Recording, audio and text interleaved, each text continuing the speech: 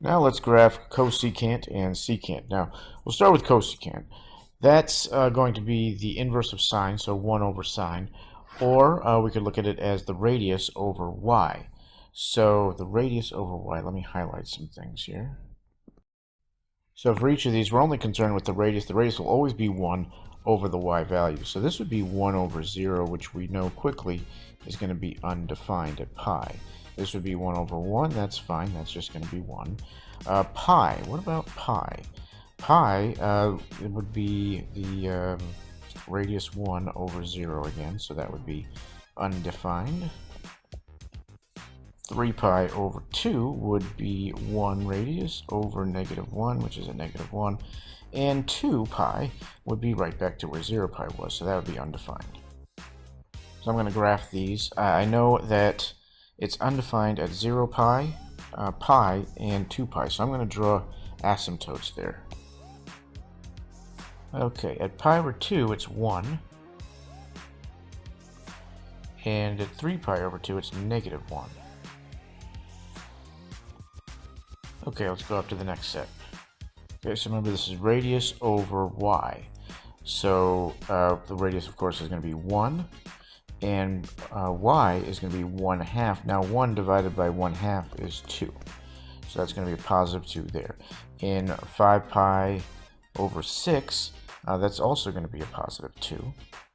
Now you're going to start seeing negatives. So this one will be a negative 2, because you have 1 over negative 1/2. And same thing here, 1 over negative 1/2. So pi over 6 will be a 2. That'll be right about here. 5 pi over 6, which will be very close to this, probably right about here. That's also a 2. 7 pi over 6, so that's going to be a little bit greater than pi. It's at negative 2, so that'll probably be right about here. And 11 pi over 6, that'll also be negative 2. That'll be right about here. Okay, now we're going to go after pi over 4 and its reference angles. And remember that this is the inverse sine, or r over y.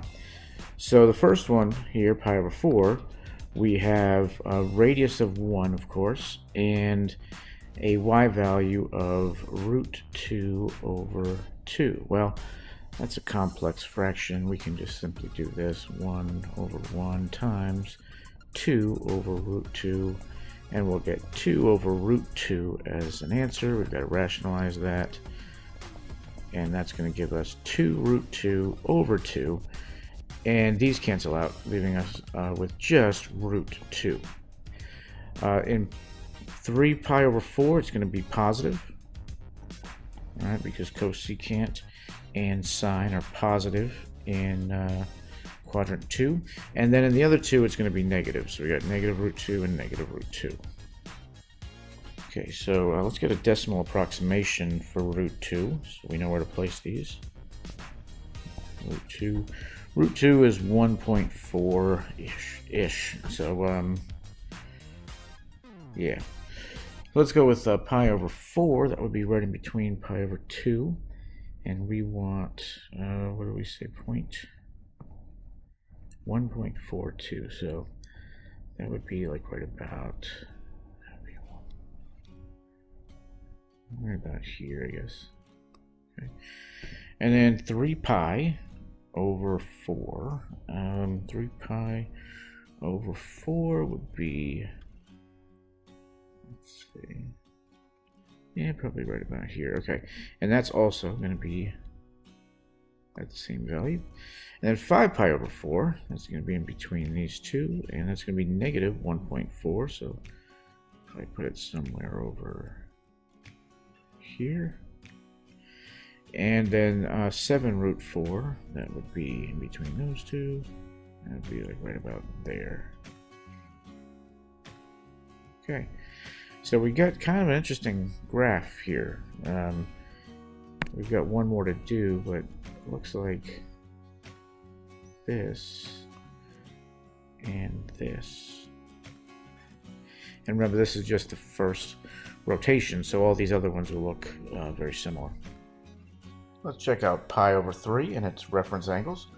So once again, that would be radius, so 1 over the y value. In this case, it is root 3 over 2.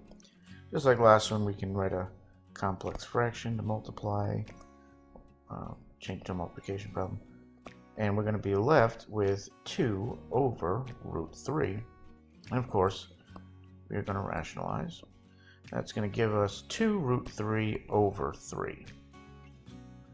That's going to be positive in this quadrant as well. 2 root 3, oh boy, that was ugly. 2 root 3 over 3, and then it'll be negative in quadrants 3 and 4. Okay, let's get a decimal approximation for this. 2 times root 3. And that'll be divided by 3. 1.15. 3 would probably be like right over here. 1.15 right there. So it's going to fall on those lines as well. 2 pi 3 probably right about here. A little bit greater than 1, so yeah, right there. And then on the other side, 4 pi over 3 would be a little less, right about there. And 5 pi over 3, right about there. Alright, so this is what our graph looks like. Let's go get a shot on Desmos and see how close we came. So here is what the graph looks like, just through a few cycles here, not many. But we can tell right away the period is 2 pi, because for the first half of the period it's in the positive range, and then in the second half it's in the negative. Just to kind of prove that point here, let's look at the very first rotation. As we saw in quadrants 1 and 2, it was positive, the function was positive, and in quadrants 3 and 4, it was negative. So the period is 2 pi. The domain, we got that tricky thing again. It could be all real numbers. So I'm just gonna, I didn't do this earlier, but that could mean all real numbers. But we have to say that it excludes pi. What am I doing with pi? Pi and k times pi, where k is an integer. Alright, so that includes negatives as well, obviously. Integer would include negatives. The range, well, it's not going to be through positive to negative infinity, is it? We can see here that this function has a minimum and a maximum. So the range only comes down as far as 1, and then there's an interval where the range never reaches, and then it picks up again here with negative 1, and it continues to negative infinity. So the range, we could say, is negative infinity to negative 1, and oops, gotta make a hard bracket because it could be 1 to positive infinity. It's difficult to see here. Let me bring it up on Desmos. This is actually a better look at it. You can see there's symmetry here. It's symmetrical with the origin. I will say symmetrical with the origin. That makes it an odd function. So has vertical asymptotes at pi and k times pi, where k is an integer. Let's look at cosecant. Oh wait, this is cosecant. Let's go look at secant. Now visually you can see these are very similar. They are definitely distinct from the other pairs of functions that we've seen. So they are all, each pair that we've looked at has their own similarities. And with cosecant and secant, the only thing that's different here is, you know, remember secant and cosine, those are positive in quadrant 4 and 1.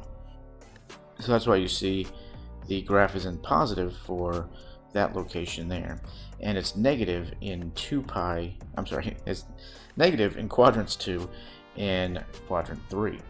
So it's like it shifted a little bit there. There's, of course, the same maximum and minimum points, so the range is the same. The asymptotes have shifted. So in cosecant, they were right on the pi. In secant, it's pi over 2, and then 3 pi over 2, and so on. But the period is still the same. So let's write some of these things down. Let's get that. The period is the same as cosecant, so it's 2 pi. The domain is all real numbers, excluding pi over 2 and k over pi over 2, where k is an integer. Okay, the range is the same, so we went from negative infinity to and including negative 1, and oops, always do that, hard bracket, negative, positive 1, 1 to infinity. Features here, this is an even function, it's symmetrical to the y-axis, and it has vertical asymptotes at pi over 2, k times pi over 2. So now we've graphed all 6 of these things. Sine and cosine, they kind of look like a heart monitor. Tan, they have that wavy tan and cotangent. I wonder why they put them like that. But tan and cotangent, they're wavy. Tan rises from left to right, and cotangent falls from left to right. The difference between sine and cosine, of course, was sine is at 0, 0, crosses through the origin. Cosine does not, and it is symmetrical to the y-axis. And then the last one that we did right here was secant and cosecant. Those also had were very visually distinctive from the others, and they were similar to each other. The difference is secant had symmetry to the y-axis, and cosecant had symmetry to the origin. So that's all 6 of them. Let's go ahead and start doing some variations of these last 4 functions.